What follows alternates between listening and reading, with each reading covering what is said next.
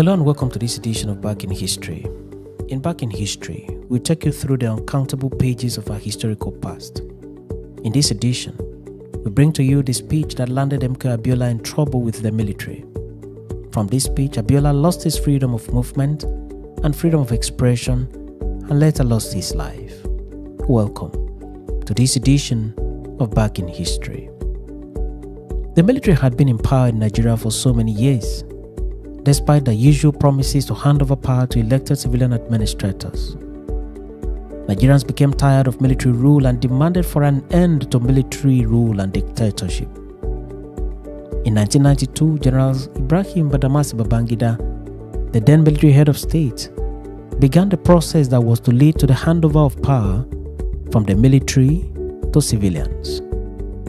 The electoral body was set up with Professor Humphrey Nwosu as the chairman. Political parties were registered and allowed to prepare candidates for the general election. Governors were elected, senators were elected, members of the House of Assembly and of the House of Representatives were also elected. What then remained was the presidential election. Eventually, the presidential election held in 1993 with Alhaji Tofa as candidate of the NRC and MKO Abiola as candidate of the SDP. Option A4 was used, and at the end of voting, MKO Abiola had more votes than Tofa and was the presumptive winner of the election. But before he could be announced as the winner, the military annulled the election. Abiola then began a struggle for the actualization of what he considered to be his rightful mandate. Several meetings were held to no avail. Protests were made across the country to no avail still. In the midst of all this, General Babangida appointed Ernest Shenekon to serve as interim president of Nigeria. Following the appointment of Shenekon, Babangida stepped aside from office. Abiola's election did not even enjoy any further mention by the military. His election was at most a forgotten matter, at least for the military. But Abiola and most of his supporters did not relent. They forged on and took the battle even to the international level. In the midst of these, General Sani Abacha removed Ernest Shenekon in a military coup and made himself the new military head of state. With this development, the situation became more dicey, and Abiola's hope of becoming the president of Nigeria was getting really slim following the emergence of yet another military ruler. Abiola's life came under serious military surveillance, and Abiola's next option was for him to flee the country and settle in exile. Even in exile, Abiola did not relent his efforts. Neither did he abandon his struggle for the presidency of Nigeria. Abiola later returned to Nigeria in what can be described as an audacious move to claim the presidency of Nigeria in actualization of his election mandate. He called for a world press conference in Ekpetedo in Lagos State, Nigeria on June 12, 1994 and announced himself as the president and commander-in-chief of the armed forces and called on Abacha's military government to immediately vacate the presidency and allow the will of the people to prevail. He promised to retire them with full military benefits. He described the military as, quote, politicians in uniform. He also called them thieves and also called them armed robbers who robbed the people of Nigeria in broad daylight. General Abacha, described by many as the real dictator of Nigeria, did not find this funny. He immediately ordered for the arrest of Abiola and had him detained in custody on charges of treason. Here are the highlights of Abiola's speech. People of Nigeria, exactly 1 year ago, you turned out in your millions to vote for me, MKO Abiola, as the President of the Federal Republic of Nigeria. But politicians in uniform who call themselves soldiers but are more devious than any civilian would want to be deprived you of your God-given right to be ruled by the president you had yourselves elected. These soldier politicians introduce into our body politic a concept hitherto unknown to our political lexicography, something strangely called the annulment of an election perceived by all to have been the fairest, cleanest, and most peaceful ever held in our nation. Since that abominable act of naked political armed robbery occurred, I have been constantly urged by people of goodwill both in Nigeria and abroad to put the matter back into the people's hands and get them to actualize the mandates they gave me at the polls. But mindful of the need to ensure that peace continues to reign in our fragile federation, I have so far tried to pursue sweet reason and negotiation, unquote. Abiola went on to say, unquote, "My hope has always been to arouse whatever remnant of patriotism are left in the hearts of these thieves of your mandate, and to persuade them that they should not allow their personal desire to rule to usher our beloved country into an era of political instability and economic ruin.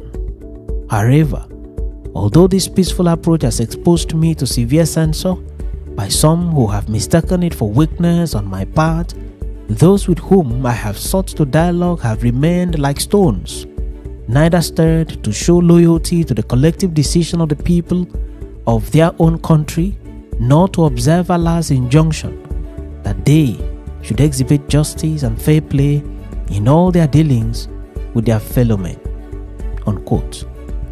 He went on to say, unquote, "Appeals to their honor as officers and gentlemen of the gallant Nigerian armed forces have fallen on deaf ears.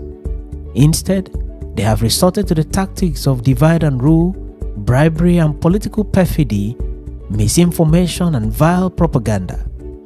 They arrest everyone who disagrees with them. How much can we tolerate all this? People of Nigeria, you are all witnesses that I have tried to climb the highest mountain, cross the deepest river, and walk the longest mile in order to get these men to obey the will of our people.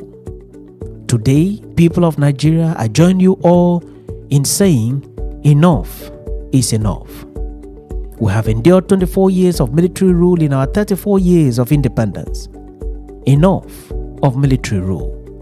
We are sickened to see people who have shown little or no personal achievement, either in building or private businesses or making success of any tangible thing, being placed in charge of the management of our nation's economy by rulers who are not accountable to anyone. Enough of square pegs in round holes. We are tired of the military's repetitive tendency to experiment with our economy. As of now, from this moment, a new government of national unity is in power throughout the length and breadth of the Federal Republic of Nigeria, led by me, Landed MKO Abiola, as President and Commander-in-Chief. The National Assembly is hereby reconvened. All dismissed governors are reinstated. The state assemblies are reconstituted, as well as local government councils. I call upon the usurper, General Sani Abacha, to announce his resignation forthwith, together with the rest of his illegal ruling council. We are prepared to enter into negotiations with them to work out the mechanics for the smooth transfer of power. I pledge that if they hand over quietly, they will be retired with all their entitlements, and their positions will be accorded all the respect due to them. He went on to say, unquote, "I hereby invoke the mandate bestowed upon me by my victory in the said election to call on all members of the armed forces and the police, the civil and public services throughout the Federation of Nigeria to obey only the government of my national unity, that is headed by me, your own elected president. My government of national unity is the only legitimate constituted authority in the Federal Republic of Nigeria as of now. People of Nigeria, our time is now. You are the repository of power in the land. No one can give you power. It is yours. Take it. God bless you all. Long live the Federal Republic of Nigeria. Long live the Government of National Unity, MKO Abiola, Ekpetedo, Lagos State, Nigeria. End of quote. General Sani Abacha literally went mad at Abiola over the words employed in his speech and the audacity to return to Nigeria from exile and make such a speech in the lifetime of a military administration. Abacha ordered for his arrest and detention.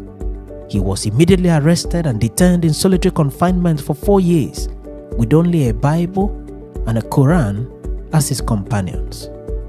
It is reported that he was guarded on a daily basis by not less than 14 soldiers at a time. Several calls were made for his release, including the visit to Nigeria by Pope John Paul II, Archbishop Desmond Tutu, and other world leaders, all to no avail. Abacha kept him in custody for good 4 years. It was indeed frustrating for Abiola, who neither actualized his dream of becoming Nigeria's president nor regained his freedom for an unbroken period of 4 years. Abiola later died in the said custody under very controversial circumstances. Some analysts have said that Abiola's approach was not the best approach in the face of a full-blown military dictatorship. That even in his prepared speech, the words used in describing the military were words that were surely going to pitch the military against him seriously.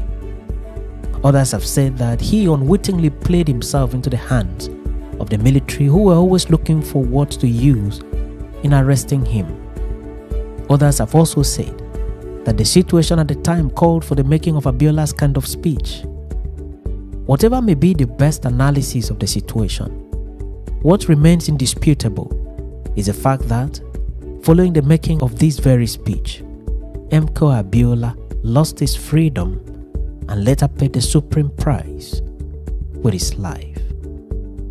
Many thanks for watching this edition of Back in History, and do remember to subscribe to the channel and follow the channel for regular notifications.